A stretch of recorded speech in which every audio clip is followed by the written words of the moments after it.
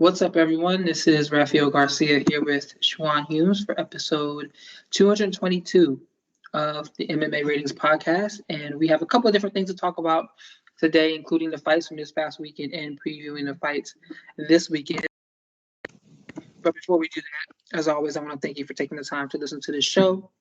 You can find us across all of our platforms, first and foremost at MMAratings.net and .com, as well as check us out on Instagram and Twitter at MMARatingsNet in both spaces. Check us out at Apple Podcasts, Breaker, Google Podcasts, Radio Public, and Spotify. Myself, you can hit me at rgarcia_sports, and Schwan, you can hit him up at Black Jordan Breen. So Schwan, why don't you let everybody know how you're doing? Not bad. Actually, just got home like 45 minutes ago. Was training some kids, so just got back in a little bit. How did train? You were talking about kids not being able to shoot today, I saw. Yeah, because a lot of them can't. I'm actually training. I was coaching fall ball for about 6 weeks, and then 3 of the girls who I coached wanted to start working out with me because the one girl started working out with me. She started playing better, so the other 2 were like, "Oh, well, let's see what's up." But I told them all, I'm like, if y'all just shoot 40% from the field, not 40% from 3, 40% from the field, you're probably top 7 shooters in your entire high school because they cannot shoot at all. It is terrible. So it's and most of the kids I train, they're not really tall, they're not really big, they're not really athletic. Like 2 of my kids were not super athletic.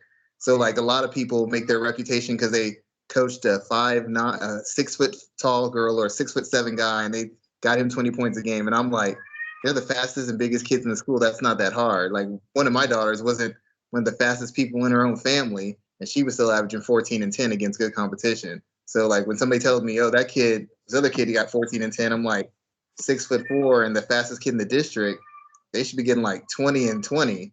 But you know. Right, random question, because we haven't even started talking about MMA yet. But do you think the game is AAU making the game worse, or is it making the game better? I don't say it makes it better because you're forced to play better competition. So you understand where you're at because you have to be able to perform against good kids. And a lot of kids play in weak districts in high school, so they think they're really good. They go into summer, they can't average 9 points a game. It makes it worse because in AAU, they're not developing anybody. Most kids who go out there aren't being developed, especially on the girls' side. They got girls who are playing national schedules who can't dribble with their head up and can't make a wide open 10-footer. How's that possible? But they're good athletes. So the kids aren't getting developed. And I just got done training a kid over the summer for about 8 months, and his team plays a high level AAU schedule. And he was telling me, he's like, it's like all the kids are getting worse. They're playing a bunch of games, but they can't do anything. He goes, I'm not getting worse because me and you are working out, so my game is getting better. But a lot of kids who were playing at a certain level 3 months ago are playing way below it. Everybody who's not elite is playing worse, and everybody who's like on that borderline, they're not getting any better because they're just playing too much. They don't have enough time to actually work on their skill set. Only the really elite kids get to. So there's a whole segment of kids that aren't working on their game at all. They're just playing 5 games a weekend and progressively getting worse as they play it. It's funny because I feel like that was the narrative even back when I was in high school. That AAU is making the game overall worse. But that was what 20, 25 years ago. Now, have you ever had a kid who plays basketball early on, get someone teaching the fundamentals and teach them how to make the right plays and teach them how to like not run plays but actually play the game? Because as they get older, maybe at first it won't be noticeable, but as they get into the teens and then higher up, you'll start seeing a separation between them and everybody else because everybody else knows how to plays and knows how to score. They don't actually know how to play basketball, and your kid will always find a spot because they know how to play the game as long as they understand how it works. There's a lot of kids who, unless they're 6 foot, if they weren't 6'7", they couldn't even be on a basketball court. They're terrible. And there's a lot of kids who are 5'7". If they knew how to play, they could be on one. Because they don't, they have no chance of making a team. True that, sir. But let's hop into some combat sports action. And let's start with Max Holloway's win over Yair Rodriguez on Saturday. It was a pretty clear victory. Yair had some spots, but he was unable to get the job done. What were some of your thoughts on what you saw between these 2 men in the main event? The biggest thing is, it's gutsy on Max's part. He took on a guy who's dangerous, but the thing about it wasn't really a close fight. on paper or even in the actual cage. Two things made it close. Max is a volume puncher. He's a volume striker. A lot of his success isn't built on his pure skill. His success is built on the fact that he can throw a lot and he can take a lot of punishment. As long as he can take the punishment and throw volume, he can start making adjustments. And once he's found his groove, he can start out slicking you. He can start countering you. But the thing about it is he's going to take a certain amount of punishment in every single fight he takes. Actually, they interviewed Alex Volkanovski about this, and Conor McGregor mentioned it. They say you're the best boxer in MMA, but you get hit so often. There's no way you're the best boxer in MMA when you're taking, over 100, 130 strikes every single fight. Part of that's because he's never been knocked out. Part of that's because of his style. No matter how good defensively you are, if you're coming forward throwing volume, you're going to get hit, and you're going to get hit a lot. And Max Holloway's, the biggest part of his success is his durability and his cardio. If either one of those things shades back, he becomes ineffective. The big advantage for him is he does have some skills, and because he does that, he can make adjustments and start ramping things up and making, cutting corners, getting angles, pivoting out, throwing head and body combinations, using his jab actively. He knows how to probe and find openings, but even with all that, he's always coming forward. He's always throwing volume, which means he's going to get hit. He's fighting Yair Rodriguez, who's not really a structured fighter himself. He's improved a little bit, but his biggest weapon is his athleticism and his big spots of offense. He's going to land him against somebody like Max Holloway. So even though Max Holloway is a much better fighter, because of the strategical limitations of his style, he's forced to take a certain amount of punishment. And I think that's why he grappled a little bit more than I think he would have against somebody else, because he understood the threat that was in front of him. With Yair's dynamic kind of athleticism, any one of those, there's a couple shots Yair hit him with that would have knocked anybody else out, that Max purely navigated because of his chin. So it showed me that he's still top tier, or at least better than everybody else. But it also showed me that A, he recognizes his chin isn't what it used to be, and B, once that goes, a lot of what makes him such a fan favorite is going to go with it. He knows he can't take the punishment he used to, and as a result, he's going to have to start making some adjustments if he has any hopes of getting the title back, which I don't think he will. So here's my question about that, because there's a lot of people talking about the grappling that Max kind of pulled out that, a lot of us aren't really that used to seeing him using. I'm not going to say how much longer do we have of enjoying Max at this level, but I think he's 29, maybe 30 at the very oldest, but he's taken a lot of damage over these years. Do you think we're at the point now where we are going to begin to see a decline of Max Holloway's abilities and his chin, per se, based on all the damage that he's taken? I think you've already seen a decline, because when he fought, a problem Max Holloway has is he's very technical, and in general, he can make adjustments when he outclasses somebody. Like when he's got a lead and the guy can't match him, you'll see him start adding things on. That's not really an adjustment. That's you showing a different level, because now you've got the comfort to start opening up. Oh, I know you can't hurt me. Well, now I'm going to counterpunch a little bit. Or I'm going to work the head and body. Or now I know I'm faster than you. Well, now I'll use this and that. When he's got an advantage, he adds on layers. But if you watch the fight with Volkanovski, if you watch most of the fights he's lost, he's not really good at making adjustments in fights unless he can ramp up his volume and get you moving backwards. Once that happens, he can start making reads, because he's taking away half of yours by putting you on the back foot. When he fought Volkanovski, and Volkanovski started winning in the second fight, he was unable to ramp up his volume. When Volkanovski adjusted to what he did, there was no other adjustment from Max Holloway, and he couldn't out-volume him, and he couldn't bully him, and he couldn't exchange shot for shot. He couldn't take it anymore. So then he had to be more defensively disciplined and more careful on how he set up his strikes and what he let go, because he could no longer just take whatever came back at him. When he fought Jose Aldo unloaded on him. He took every single shot full force and unloaded on Aldo. When Ortega landed big bombs, he just threw back and drowned him in volume. When Volkanovski started landing big bombs on him, you didn't see the same pace. You didn't see the same up of his physicality. He realizes he doesn't. To me, he realizes he's not the same guy.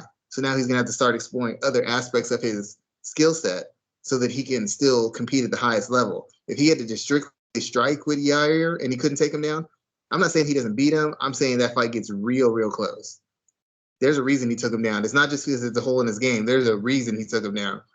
If Yair couldn't threaten him on the ground, threaten him on the feet, he wouldn't have taken him down. Like Calvin Kattar, he could have done the same thing to Calvin Kattar. Why didn't he? because he had Calvin Kattar under complete control. He did it against Yair because Yair's got this habit of landing Hail Mary shots, and he knows that he can't take too many of those. So let me just eliminate that completely, get him on the ground, beat him up, wear him down, take some of the spring out of his step. I'm not going to just ramp up my volume because I don't know if I can take everything that's come back. He's already slowed down. After the Poirier fight, and after that time where he didn't make a weight with Khabib, I've been mentioning concerns about his long-term health and long-term performance since the Pettis fight. I really think he's trending downwards. It's just that he's so good and he's so far ahead of most people that it's going to take a special fighter to expose it. But it was exposed against Volkanovski. It was exposed against Dustin Poirier. It's just, like I said, he didn't get knocked out, so people don't think it's dramatic. Because his chin hasn't gone completely. They don't notice it. But he's not pushing guys the way he used to. And he's being a little bit more meticulous, more so than he used to. He used to just turn it up from 6 to a 10 and run you over. Now he's going from a 6 to a 7, checking around 7.5, slowly moving up. Oh, you can't handle it? Okay, now I'll ramp it up. But until he knows you can't handle it, he ain't taking those chances anymore. So because Dana White mentioned that third Volkanovski fight is basically on the table. I want to talk about that first before we mention some other ideas around him. But how do you think that third fight goes? I think that if they were to fight again, let's say May of next year, something like that, since it's November already, do you think we've seen enough in Max that the fight goes differently, or are we walking into a situation where Volkanovski maybe steamrolls him and sends him on that decline sooner rather than later? I haven't seen enough because what I've seen him do against Calvin Kattar, he can't do against Volkanovski. Calvin Kattar is easy to hit and defensively limited, and he's offensively limited as far as his footwork and his setups. Volkanovski's already better than him. He's got a better chin. He's taking less punishment. He's better defensively. He's better offensively. He's better on the counter. He's not going to do that against Calvin Kattar. Volkanovski maybe isn't as dynamic an athlete as Yair Rodriguez, but he's more physical. I don't believe that Max can take him down and maul him and control him the same way he controlled Yair Rodriguez. I don't see that happening. I don't think that's actually possible for him to do so. So what I've seen from him in these two fights doesn't make me think he's going to be able to replicate that against Volkanovski, who's bigger and stronger than both fighters, who's more durable and more physical than both fighters, and who's actually more well-rounded than most fighters. The biggest issue with Max is usually he has a clear advantage over people in certain aspects. The cardio is an advantage, the volume is an advantage, the durability is an advantage. He's a better grappler, he's a better striker. Against Volkanovski, he doesn't have clear advantages. And once he doesn't have clear advantages, he never looks as dominant as he used to. Even against Conor McGregor, I know it was an old fight, but Conor was young too. He didn't have clear advantages over Conor, like big canyon-sized advantages, and he didn't look nearly as dynamic. And people are like, well, he was just learning his craft. He was learning his craft. But the fact of the matter is, guys he's beat, he's had huge advantages over in durability, in volume, in activity, and in skill set. The guys he's had the hardest fights against, or the guys he struggled with, have been guys who had advantages over him, or got technically or physically. Dustin Poirier was probably a better boxer and a harder hitter. Lost. Conor McGregor was able to match the size and the length and the strength, maybe not the volume, but he could at least contain him and control him in spots. Lost. He fought Volkanovski, a guy who had similar durability, comparable skills, and more physicality. Lost. Even the second fight even they say it was for Max, it wasn't a dominant performance. The guys he beat, Anthony Pettis, doesn't really know how to strike. He's an attribute striker, not a technical one. Ortega is a guy who fights in spots with big moments. Frankie Edgar, a smaller fighter, a diminished fighter who doesn't have as good a chin, can't fight at pace anymore, and isn't really a super technical striker. You know, you start going through the Charles Oliveira at 45, not durable, can't fight at pace. Like, start looking through his wins, and they're impressive, but they're guys who had huge holes he could exploit. Jose Aldo can't fight at pace. Great skill set, but can't fight at pace. So when those holes aren't there, he's never as dominant. And against Volkanovski, those holes won't be there. So how is he going to control the pace? How is he going to take him down? How is he going to control him? I don't know. I've never seen that version of Max, and I don't know that version of Max exists.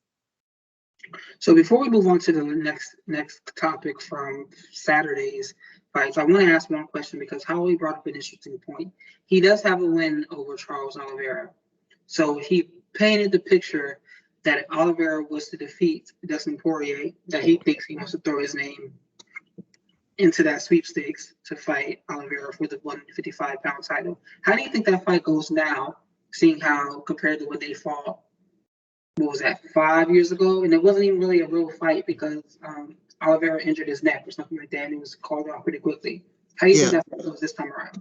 To me, Oliveira's he's got less mileage on him due to the fact that he used to go so early. He's taken less punishment. I mean, Max has absorbed thousands of strikes.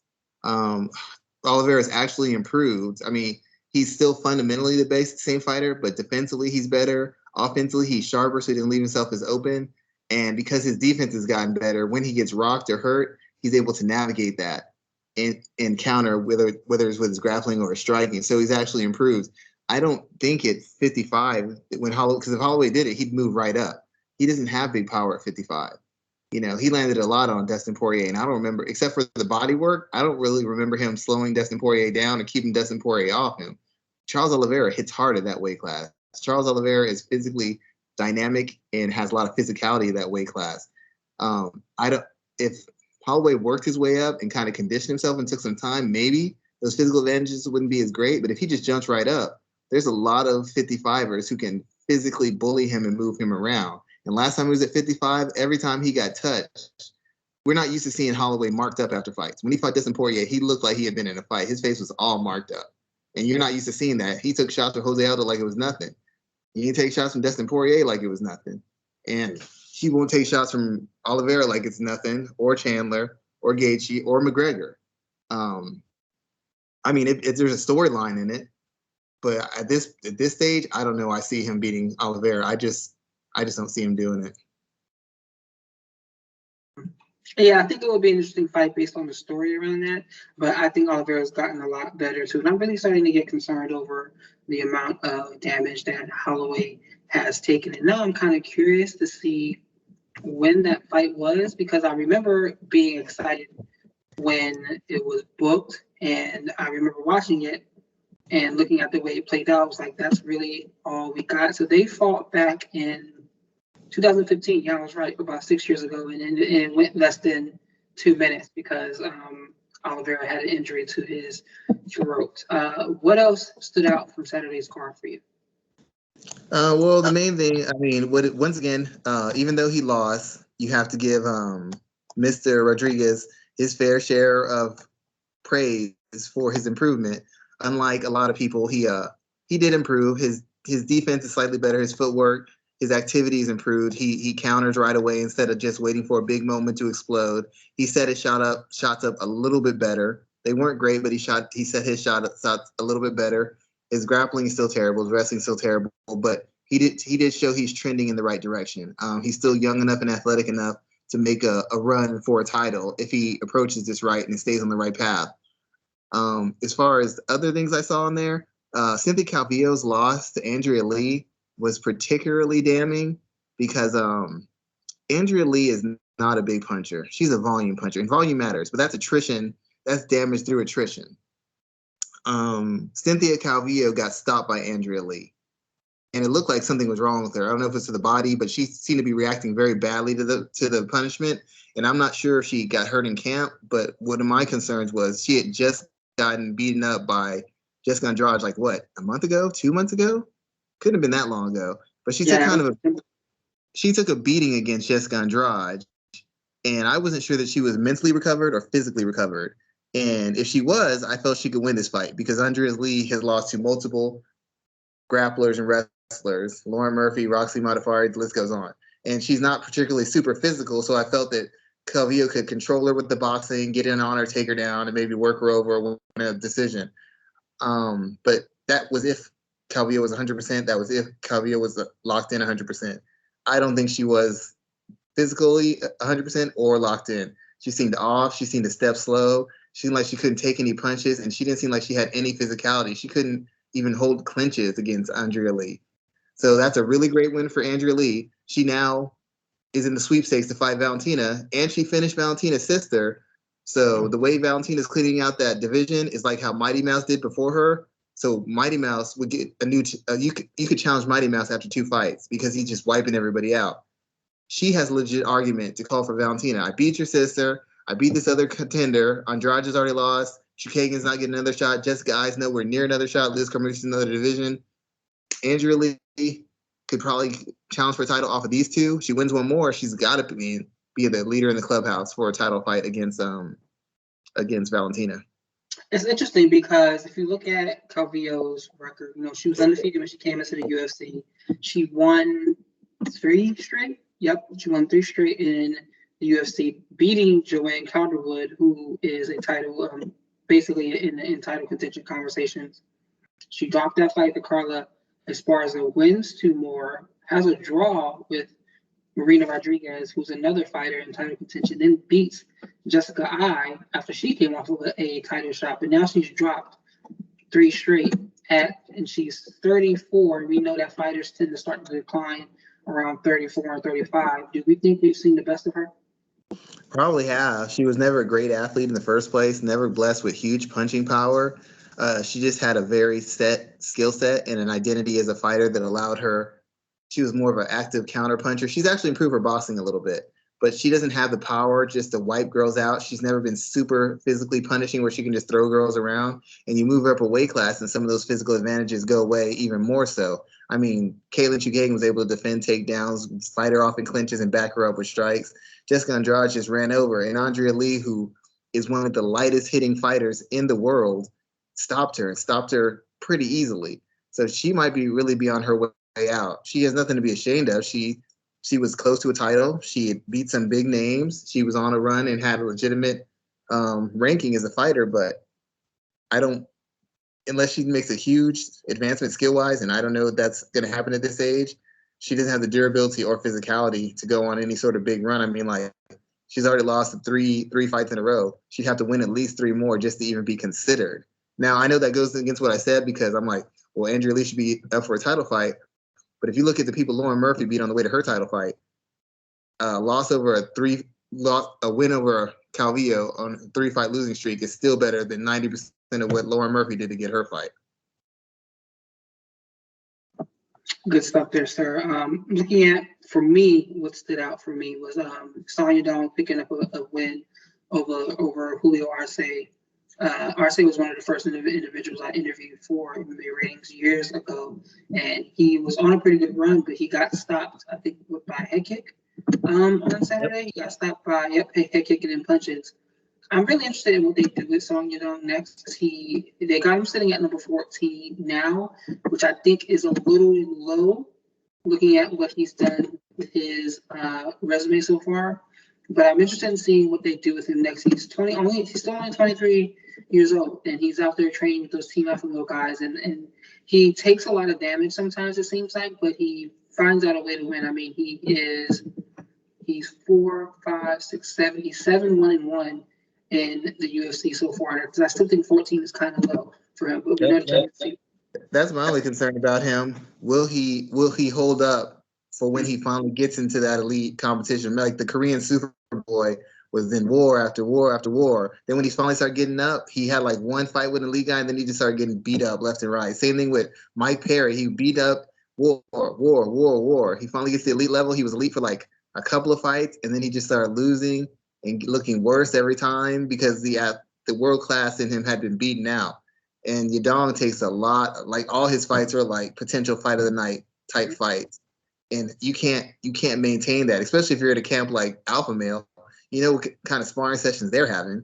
So it's like you're burning it at both ends. So once it goes, it's going to go badly. Not just durability wise, but you beat the speed and explosiveness out of yourself. And if you're not explosive and fast at this weight class, you can't compete. Your chin will really get tested. And by that point, his chin will already be gone as well. So that's my concern. Will they move him up fast enough for him to benefit from the physical tools he has?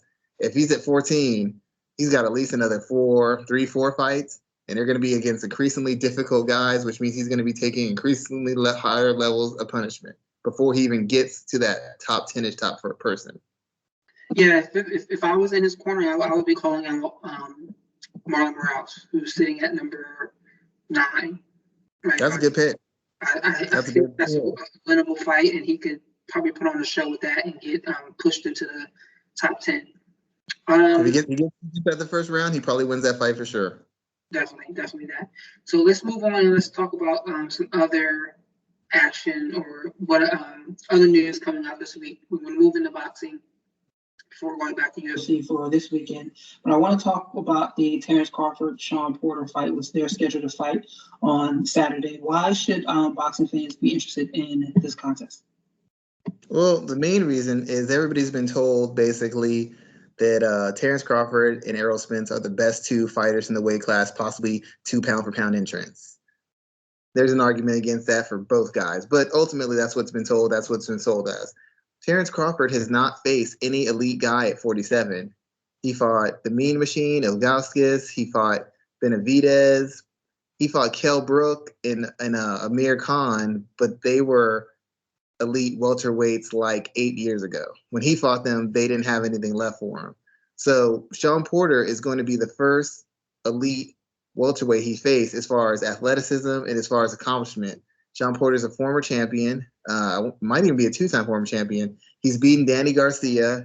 He lost to Keith Thurman, but gave him a really good fight. He lost to Errol Spence, but gave him a really good fight.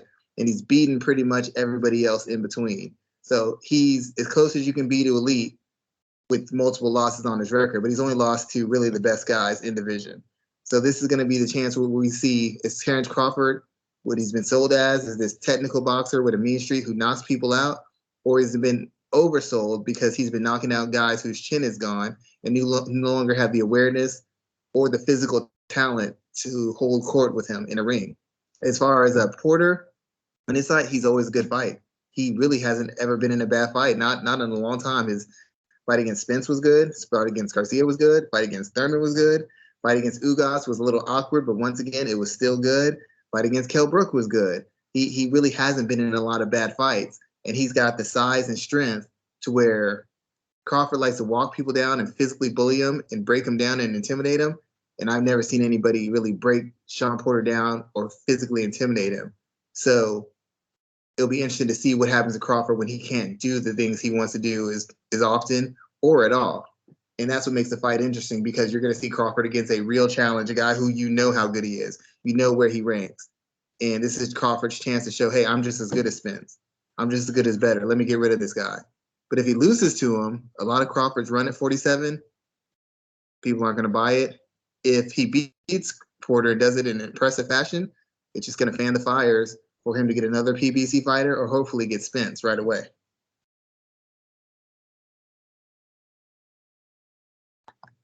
Who do you think comes out the winner? I probably have to say Crawford. He's the better boxer. He's a better technical boxer by far. He's a better technical boxer. He can fight from both stances. He's got the better offensive repertoire. I don't think he's the greatest defensive fighter, but I definitely think he's better than Sean Porter. Porter's, to me, has never been hard to hit. He's more hard to hit because guys don't want to open up because he's so strong. He can lean and bully them and tie them up and wear them down. So Crawford. So I'm going to say it's Crawford. My only concern is I don't know how Crawford responds when he can't physically take charge of a fight. Almost all his fights from 135 to 147, he's been the bigger, stronger, more durable, more powerful guy. He'll probably be the harder hitter against Porter. I don't know that he's stronger. I don't know that he's in better condition because he hasn't really been physically pushed. Like skill-wise, speed-wise, someone's flustered him, but physically he had to grind it out and push. Like if you grapple somebody, there could be a guy who's better technique than you, a guy who's a better athlete than you. But that's different than a guy who can match your strength and physically make you have to work out of positions, make you have to work, not just technically, but physically. You've got the right position, but he's physically strong enough where you have to like push him down and hold him down because you're in the right spot technically, but he can match you physically. So the technique has to have some horsepower behind it. Crawford hasn't been in a tough fight in years, and he hasn't had to work in a tough fight in years. So I don't know what happens to him when he hits a guy and he doesn't go away, or when a guy ties up with him and he tries to push and the guy pushes back. But Crawford's been a winner. He's got a mean streak, and he seems to be hungry for the best. I have to favor Crawford. Just he's longer resume, better resume, probably overall better skill set. as far as the intangibles, I don't know, because his intangibles have not been tested in the way they're going to be tested in a very long time. Good stuff there, sir. That was going to be the main boxing news that we talked about before I happened to hop on Instagram before our call today, and we see that Canelo Alvarez, he just doesn't rest. Can you scoot over a little bit? I can still only see like this part of your face. Canelo Alvarez doesn't rest. He is coming off. I have to leave half my face in because I don't want the women MMA fans to go nuts. So I'm only giving them a little bit. I can't give them the whole thing. Yeah, giving the whole thing. All right, I appreciate that. We're gonna clip that out for sure. But yeah, Canelo Alvarez doesn't rest. He's coming off of a victory over Caleb Plant 2 weeks ago, and his next fight announcement is already out there. He is fighting or planning to fight Ilguna Jr. Makabu for the Cruiserweight Championship. Now, there's been some changes around Cruiserweight from the weight limit standpoint. I'm not sure. I haven't seen an official statement on if the fight would be at 190 or 200, but he's never fought in that weight class before. He's looking to take what would be his 5th division title. Who is this guy? Like, he just doesn't give two shits about anything stopping him in his quest to be the greatest boxer of all time. What are your thoughts about this potential fight here, and how do you think it goes if it does come down to that fight happening? Well, the thing about Canelo that makes him special is the thing that made Oscar De La Hoya special. Oscar De La Hoya fought a very tough line of opponents, and he didn't have to because he's the money guy. He could pick and choose as he wanted, but for the most part throughout his career, he was picking guys who had been champions, who were very good fighters, if not elite. Even when they were a little bit past their prime, they were still head and shoulders above the majority of other fighters. Even if it was an undersized fighter, it was an undersized fighter who was still performing at a fairly high level. If you look through his resume, it's former champion, current champion, guys who won championships after him. You just look at it, all the people through his names. When you're the money guy, you don't have to take the best fights. But yeah, they'll make you the most money, but you can make tons and tons of money fighting the second best guy or dangerous but limited guy. To a degree, that's what Floyd Mayweather did when he fought Miguel Cotto, faded Miguel Cotto. Yeah, Floyd's older, but once again, he didn't fight him when he was dangerous. He fought Victor, I can't think of his name. Either way, sorry. But he fought this one dude, everybody don't know who I'm talking about. But that guy was young. He wasn't really, there you go. He wasn't seasoned. He was known as kind of a quitter. He was a guy who had mental issues as far as his game. When he fought Marcus Maidana, he was a tough fighter, but he was really considered world class until he went 12 hard rounds with Floyd. He was considered a fairly one-dimensional brawler who had gotten beaten by Amir Khan. He wasn't searching out the biggest and best guys who were ahead of him. In the case of Canelo, everybody keeps saying that he's picking guys, but if you look through his resume, Austin Trout was a champion. Miguel Cotto was a champion. Golovkin, champion. Danny Jacobs was a champion, former champion, multiple-time champion. Julio Cesar Chavez Jr. was a former champion. Who else did he fight? Caleb Plant, champion. BJ Saunders, champion. Kovalev, champion, even though he was past his prime. Still a guy who had won back a title in impressive fashion and was a champion. He was fighting all these high-ranked fighters and people who were champions, and that means something. He keeps looking for new challenges, and make no mistake, this guy he's picking, he sees something in him. He sees it that it's a safer fight for him. He's not just taking the toughest guy at cruiserweight, but the fact of the matter is, when you move up that kind of weight class, you have to wonder when it starts becoming too much for him. Because a lot of what Canelo's done recently hasn't been so much outboxing guys. It's been him physically walking guys down and breaking them down. Let's say he outboxed Golovkin in the first fight, which I still think was a loss for him. But he boxed into a draw. In the second fight, Golovkin was boxing him. He was walking Golovkin down. In his fight against Kovalev was boxing him at distance, using his jab, long right hand, jab, stay away, move around, turn him to win rounds. Canelo was trying to break him down with power shots to the body, power shots to the head, body-head combinations.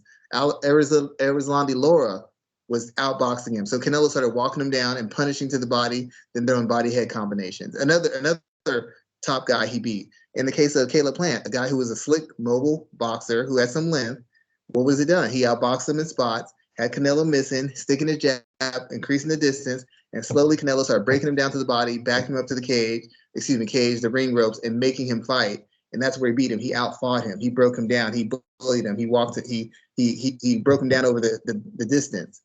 against this guy, I don't know if that's going to work. So it's curious to see if Canelo goes back to still trying to walk a guy down, or is he going to start being more of a heavy counterpuncher and being slick, duck the jab, body, come over the top, fake the jab, come over with the right hand. Is he going to be more slick, more technical, more mobile, or is he going to continue this trend of where he's being defensively safe, but looking to land heavy shots and break a guy down? Because at some point, the weight becomes too much and you don't have the physicality to hold a guy against the ropes. You can't wear on him the same way because he's much bigger than you. You sure as hell can't exchange with him like that. And I'm sure this guy isn't a killer puncher. There's a reason why they picked him. But at a certain point, even in higher weight classes, the guy who might not be a killer puncher for a cruiserweight, when you're fighting a guy who's coming up from 168 and only fought at 175 once, their power might be a difference maker. So I'm interested to see how he approaches this fight, because I can't imagine him just bullying and walking this guy down. I mean, there's a limit to that at some point.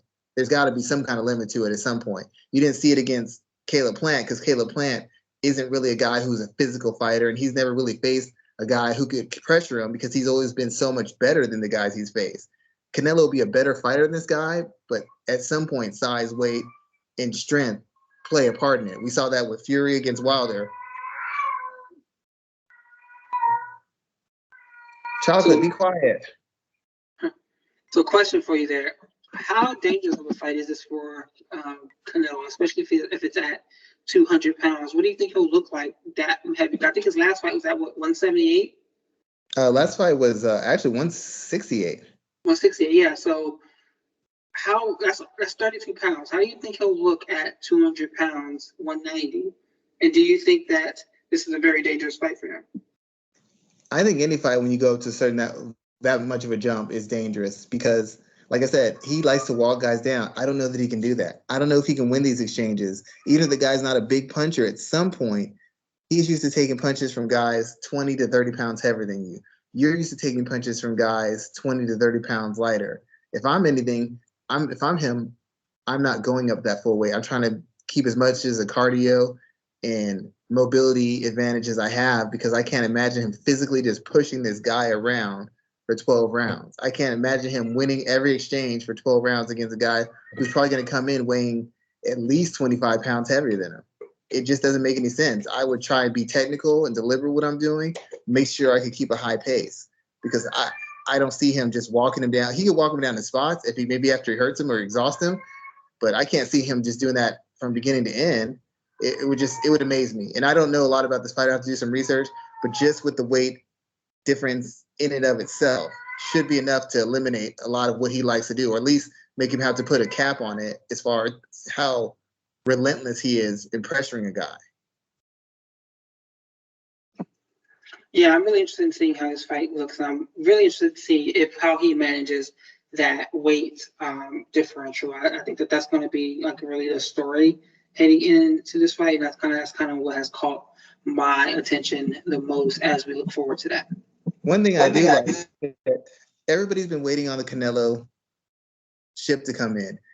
Caleb Plant's a good fighter. He defended his belt, but he had never faced any real challenges. It's like he was trying to navigate them till he could get Canelo in a position where he could get that big payday. I'm not saying he's scared of other guys, but he could have really stamped his ticket to fight Canelo by fighting Charlo, fighting Benavidez. He didn't do that. Benavidez could have stamped his ticket, or Charlo could have stamped his ticket by fighting one another. That would have been excitement, and that would have kind of forced Canelo's hand or put them above Caleb Plant. But everybody's just navigating, waiting around, sitting on their belts, hoping that Canelo chooses them.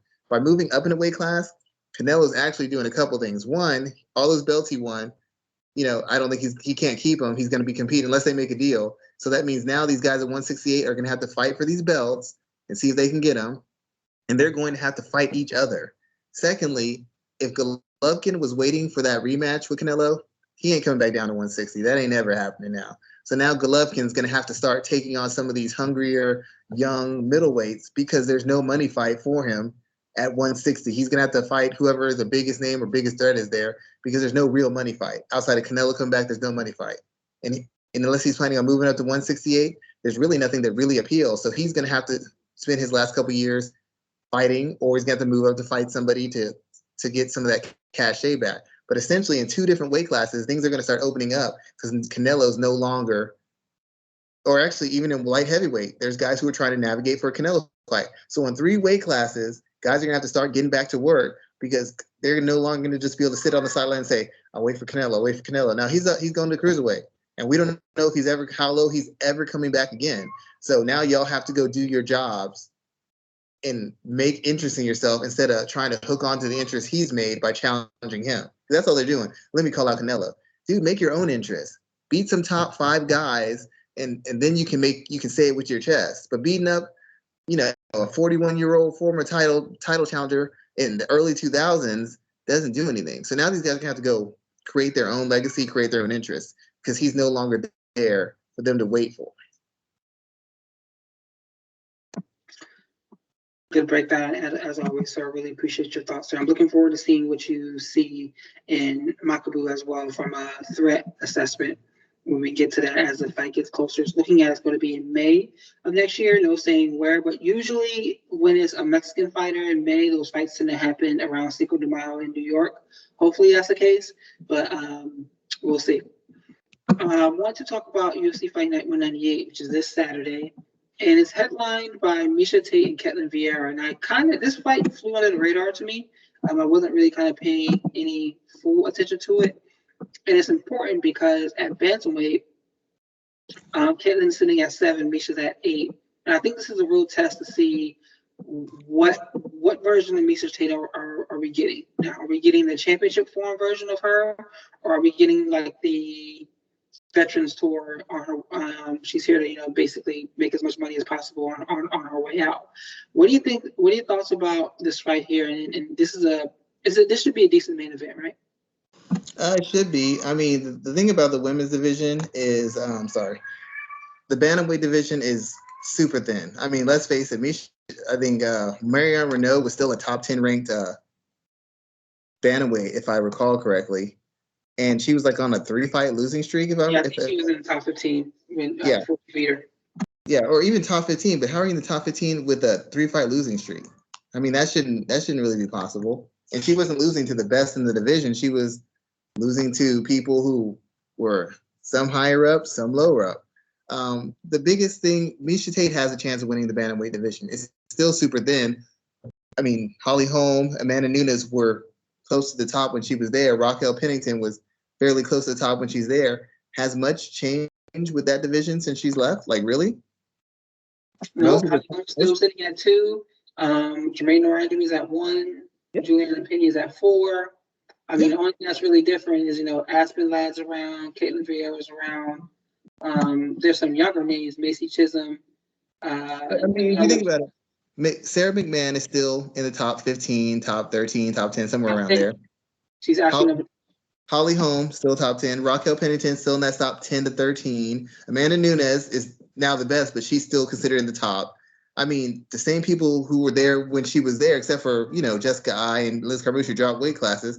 For the majority, most of them who were there when she was on top are still there. Jessica Pena's moved up, Juliana Pena's moved up, but for the most part, it's still the same people. Some people retired, but for the most part, it's the same people. There's some names in here. There are, but the best people are still people who were the best when she was there. Nunes, Holm. So if I'm looking at the top 5, I think the only 2 names that are different are Aspen Ladd and Irene Aldana. Yeah, everybody else is the same. I mean, the division hasn't moved that much further ahead as far as actual skill sets, if we're being honest. They just haven't. The girls aren't so done. When Miesha Tate came back, nobody was saying, oh, she might have been left behind, because none of the bantamweights outside of Amanda Nunes have done anything that says that they've left anybody behind. The fights are still fairly competitive. Jermaine Devandery still isn't a great grappler, but she somehow had Amanda Nunes holding on for dear life at one point. It's pretty much the same division.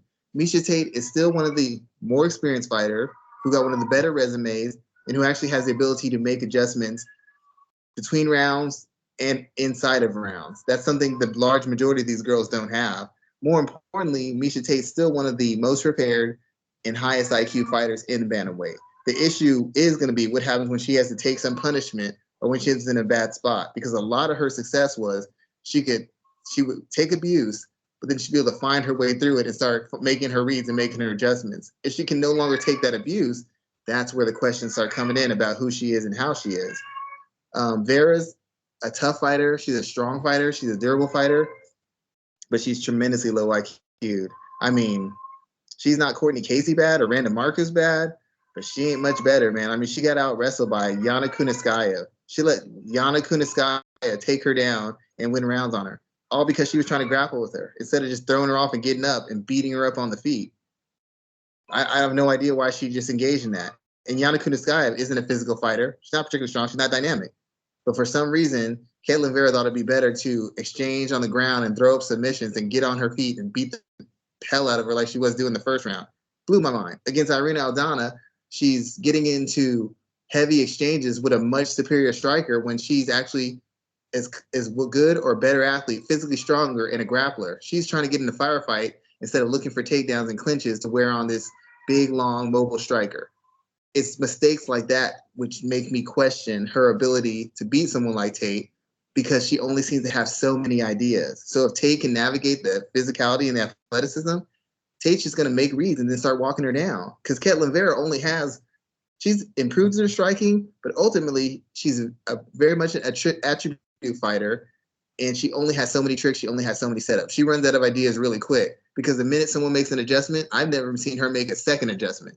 It's her game plan either works or it doesn't. And if it doesn't work, so far I haven't seen her have anything else. I've seen Miesha Tate try a game plan and it not work. I've seen her getting beat pillar to post and around and figure it out.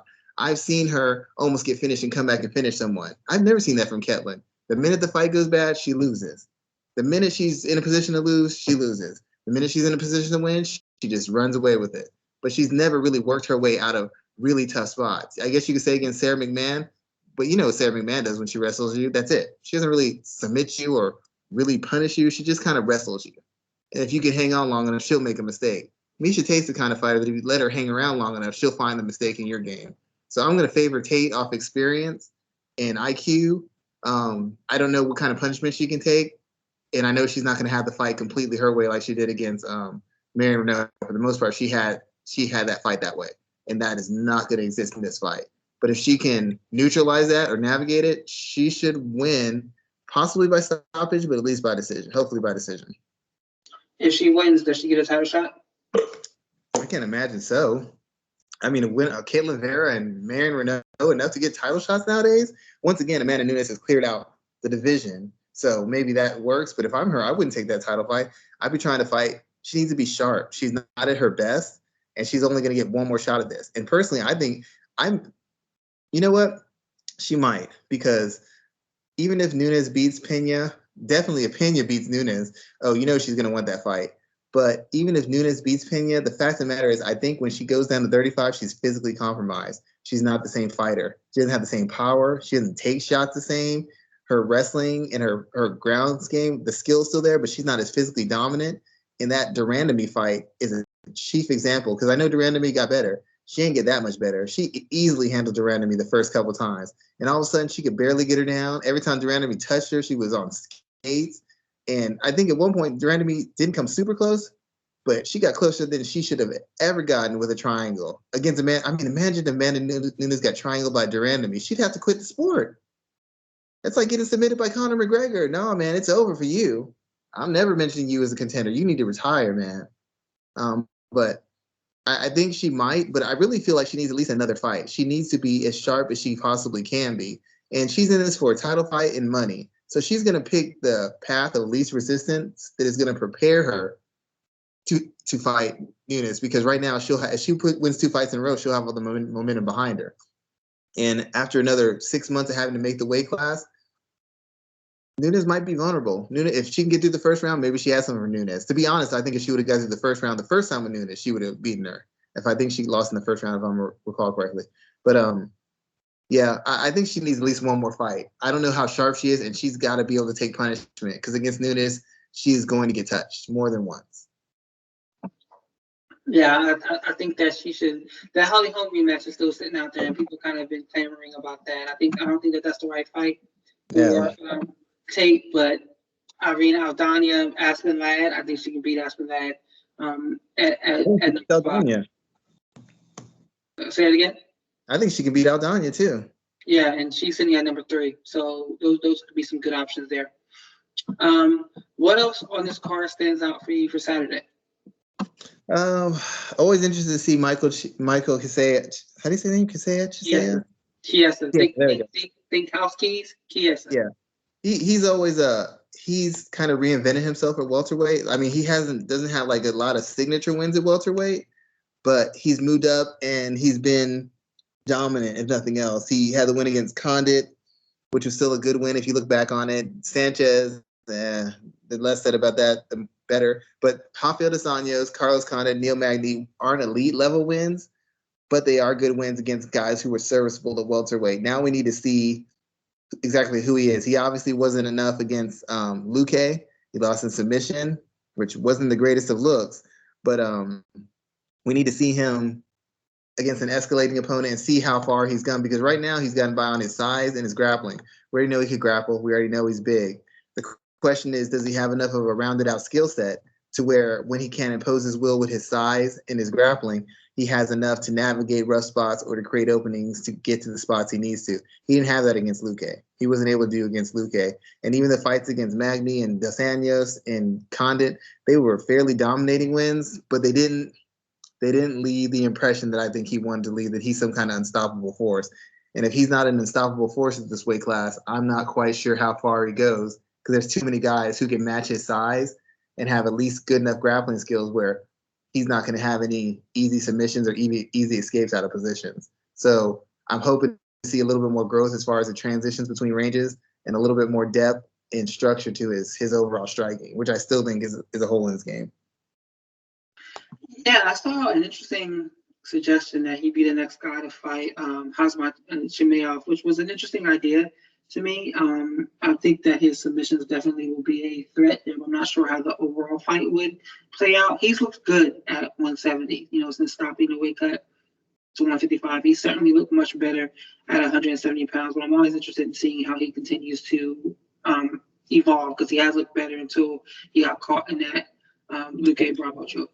I think Chimaev's win, his last win, was better than any win that Kisea's had at welterweight, because that was a guy who was a big, strong guy. I don't know that Chiesa could have taken him down and just finished him like that. I don't know that he's physically, athletically overwhelming like that. That's what my question is. Skill-wise, I see where the matchup could be tough, but Khamzat seems like he's very big for the weight class. He hits pretty hard, and physically he just dominates guys.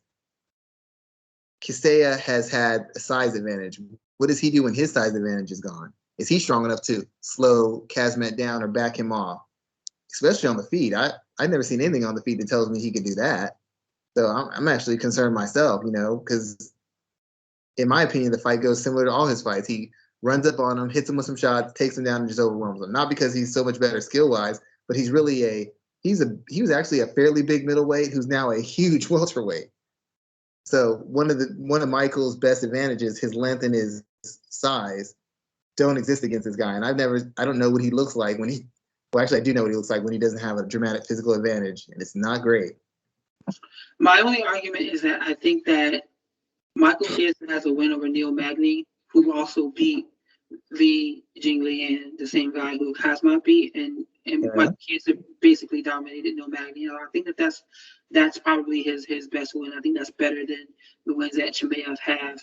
And there's a lot of talk about Neil Magny being the guy to fight him next, which I think will be a good bout for him.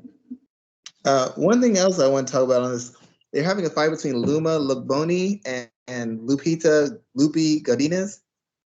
Lupi Godinez this is going to be like her third fight in like a month. It's her third fight in 7 weeks, I think. She fought twice in October. She fought the 6th, the 19th, and now she's fighting now. Yeah, I understand that people need. This is the problem I have with MMA fighters. They need to make the money. They don't get paid enough to develop. My problem is she's gonna have the same problem that Donald Cerrone has, but she doesn't have any of the cachet Donald Cerrone has, and I don't know that she has the talent. For you to become good at anything, whether it's basketball, baseball, football, boxing, MMA, you have to have a certain amount of time focused on development of skills, rounding out of skills, changing your perspective on the game, et cetera, right? If she's constantly taking these fights, how is she improving her craft? Because she is not a great athlete.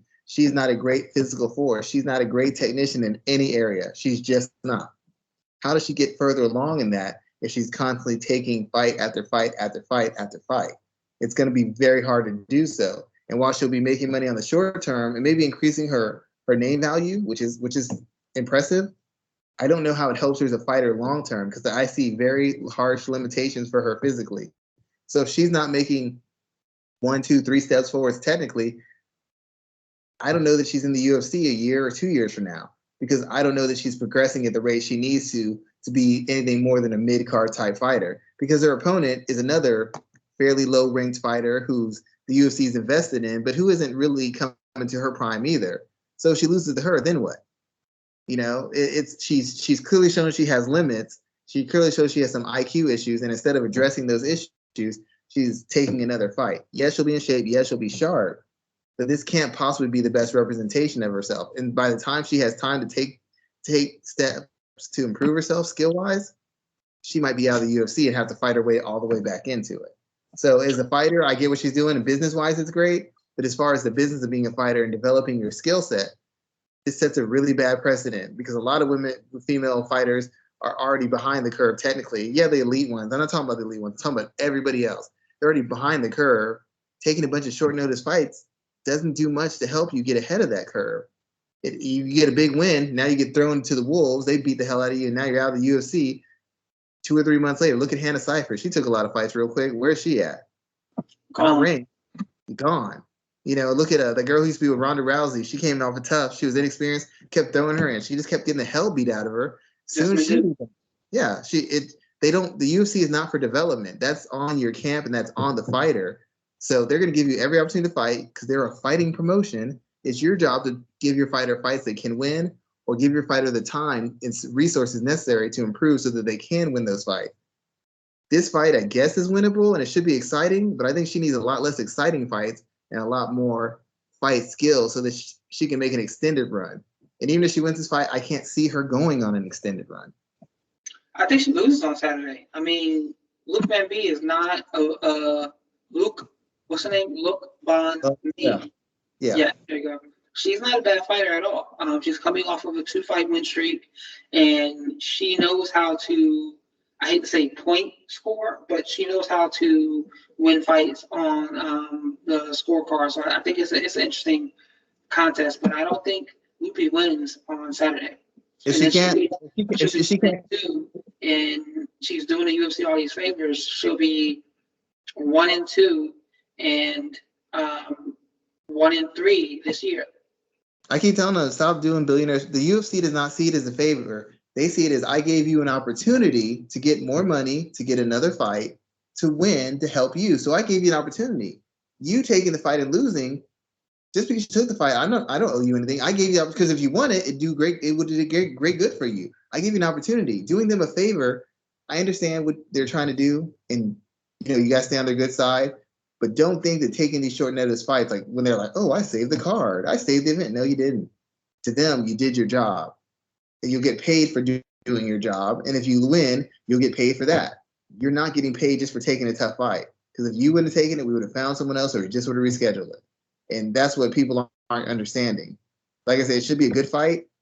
There's some holes that she can exploit, but athletically, I don't know how she dominates positions. And given the fact that a lot of her takedowns seem to come from clinch type positions or pressuring against somebody who attacks the legs and is good in clinches with knees and elbows, that seems to be an awfully risky way to go about having to win a fight when you can't strike your way into those clinch exchanges, or you can't strike your way legitimately into takedowns, because nobody buys Lupe Godinez as a striker, especially not someone of Luke Boney's background. There's no way she respects her as a striker. That's very true, sir, and I agree with you there. What else are you working on? I've started some new articles sometime soon. I sent 6 articles over, so I'm just waiting for them to come out. But luckily, except for the Pena Nunes article, none of them really have a timeline. I'm trying to write more stuff that has you can drop anytime, like the fight about why people fight at certain weight classes. Carolina Kovacevich's decline. You could drop that tomorrow. You could drop that 2 weeks from now. It's just an explanation of what happened. The weight class thing, because why do certain people stay at weight classes? Why do certain people avoid certain weight classes? That's an explanation. and we'll see that argument time and time again. And we can use multiple references from multiple cards for that. So I'm trying to write stuff that has more of a shelf life where you can, bring it up and it'll come back around and you can use it again. And I'm just trying to find my next topic. I'm not quite sure. I think I might take a look into matchmaking. I think look into matchmaking, or maybe look at what I think Conor McGregor should do moving forward, something like that. Good stuff, sir. I will be doing my usual, continuing to cover pro wrestling as much as possible and MMA in between that. Working the fights this weekend, so looking forward to seeing some good stuff there. But other than that, man, we're going to go and close it out. You got any last comments? No, man. I enjoy the show as always. Thank you for making time for it. Appreciate it. And thank you for letting me be part of the show, man. I appreciate you. I appreciate Mike. I appreciate everybody for just letting me have a forum to, share my thoughts, share my opinions, and share my perspective on the sport. So we'll be back next week. Thank you, everyone. Stay safe and have a good weekend.